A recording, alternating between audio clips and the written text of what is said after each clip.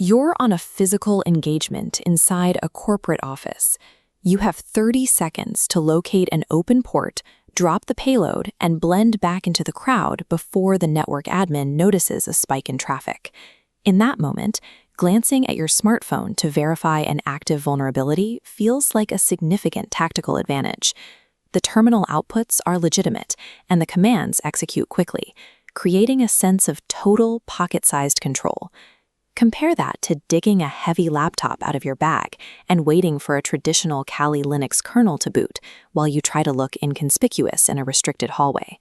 The appeal of Termux is obvious, but the core dilemma here is rarely discussed. The real danger is that the mobile architecture you're relying on introduces unseen structural liabilities right when you need absolute reliability.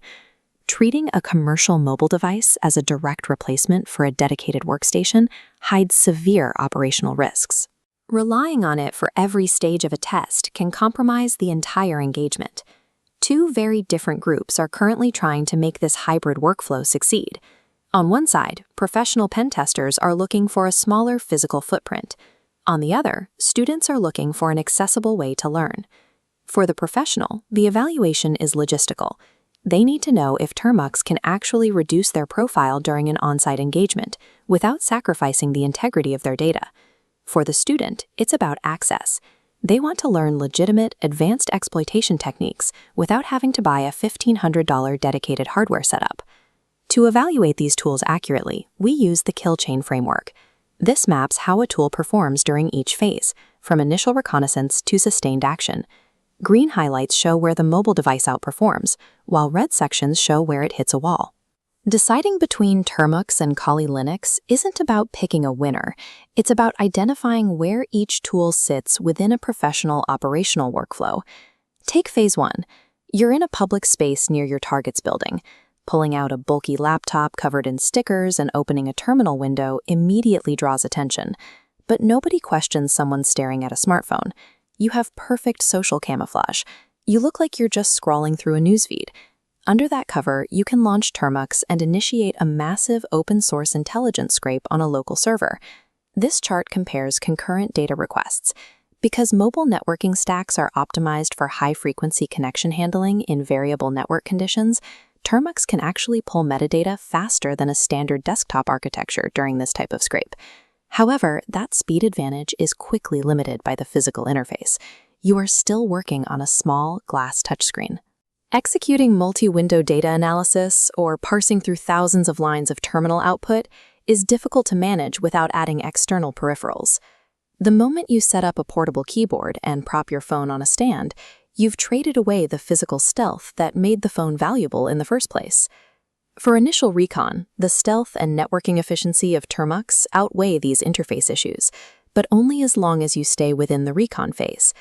As you move into exploitation, the requirements change. Powerful payloads and native Kali tools have to run flawlessly for long durations.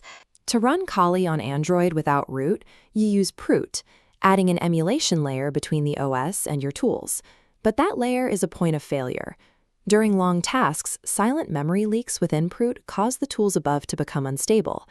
Over several hours, these leaks cause long-term packet captures and vulnerability scans to crash.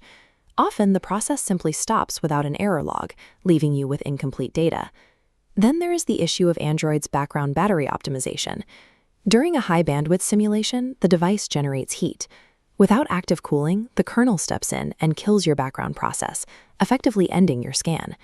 In exploitation, hardware management becomes as much of a challenge as the target's defenses. You're constantly mitigating your own device's constraints to avoid data loss. The final breaking point involves tool adaptation. Imagine you're in the field and need to quickly port a custom Python script for automated credential stuffing. You cannot simply recompile code on the fly. The ARM processor architecture is frequently incompatible with the standard x86 libraries your custom scripts rely on. When you try to install these dependencies, you hit a cascade of errors that can halt your progress entirely. You end up spending your limited operational window troubleshooting library errors on a touchscreen instead of engaging the target. This leads to false negatives. A student might hit an architecture failure and assume the target is secure, when in reality, the script just failed to execute on their phone. Compare this to a dedicated Kali workstation, where the environment is built natively for these tools and libraries, making compilation predictable. These architecture clashes force you to use only pre-packaged mobile tools, which removes the agility required for advanced pen testing. Without that agility, you may be forced to stay in a physical location longer than planned, while you try to fix your tools, increasing the risk of discovery. During the weaponization phase, these technical clashes turn a tactical recon tool into an operational bottleneck. When we look at the entire engagement, we have to ask who this hybrid workflow actually serves. This quadrant chart maps the trade-offs. We're plotting the need for stability against the need for physical stealth. The traditional Kali laptop sits in the top left. It's the choice for long-term stability and heavy exploitation, but it offers very little physical stealth. Termux sits in the bottom right.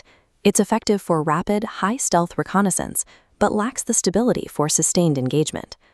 For a student, Termux is a great way to practice command syntax, but relying on it exclusively will eventually lead to hardware-based failures that can make learning more difficult. For a professional, Termux is a legitimate tool for Phase 1 reconnaissance, where staying undetected is the priority. However, once that recon is done, the data should be moved to a stable Kali workstation before you begin actual exploitation. Termux is a functional utility, provided you stay within its technical boundaries and don't expect it to perform like a primary workstation. In high-stakes environments, prioritizing portability over reliable execution is a risk that rarely pays off. The choice between these tools isn't about which is better. It's about matching the specific hardware to the current phase of your mission.